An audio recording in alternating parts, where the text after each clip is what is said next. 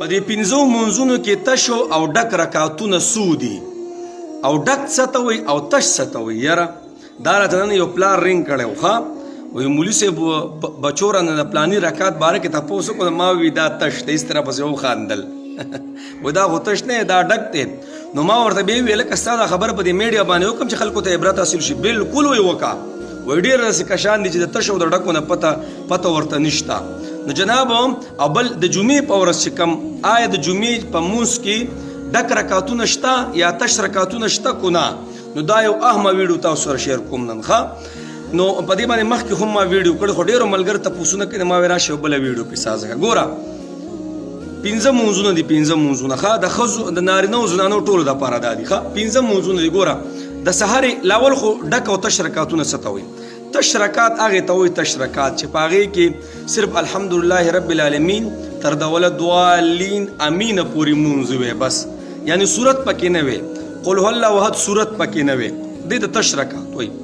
او ډک رکعت څه ته وایي ډک رکعت هغې ته وایي چې الحمدلله ولدوالین امینه پکې وي او صورت هم ورسره شامل کړي یعنی قل الله احد او نور صورتونه ورسره هم وی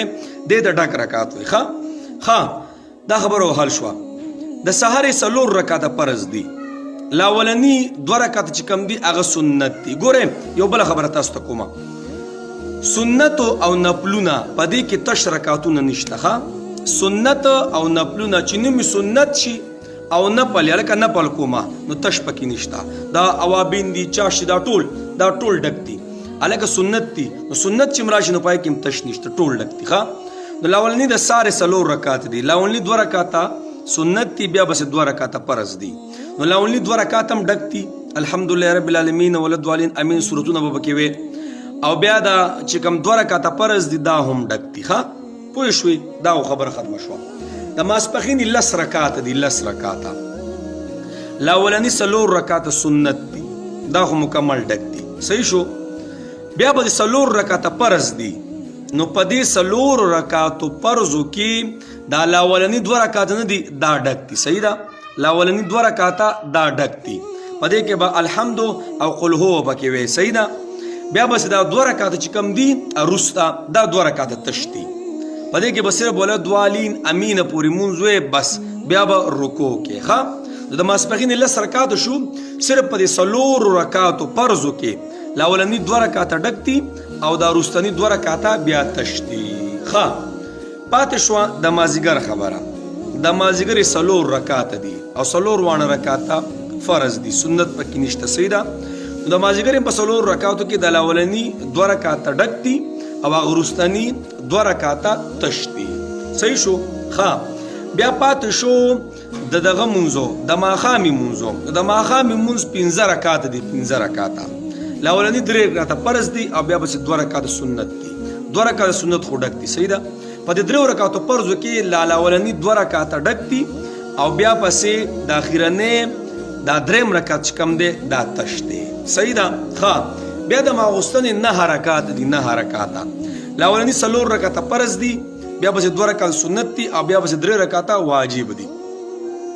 لاولني په دې څلور رکعتو فرضو کې دا لاولني دوه رکعته څه دي دا ډک دي ښه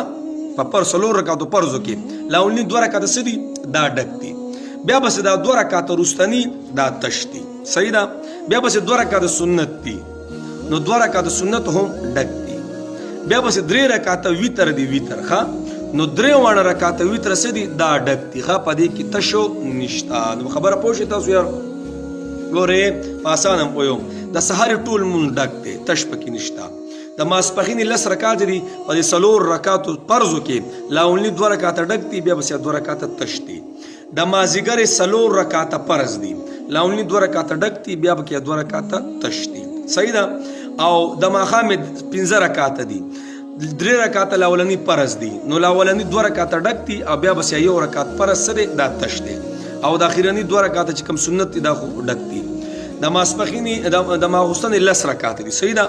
لس رکعتو کې لاولني څلور رکعته فرض دي پای کې د لاولني دوه رکعته ډک دي او بیا پکې اخرني دوه رکعته تش دي بیا بس دوه رکعته سنت دي هغه هم ډک دي بیا بس درې رکعته ویتر دي هغه هم ډک دي ښه نو په دې پوزیشن کې دا تش او ډک رکعتونه دي ښه پوه شوې په خبره بس انشاءالله پوه شوي به خیر ښه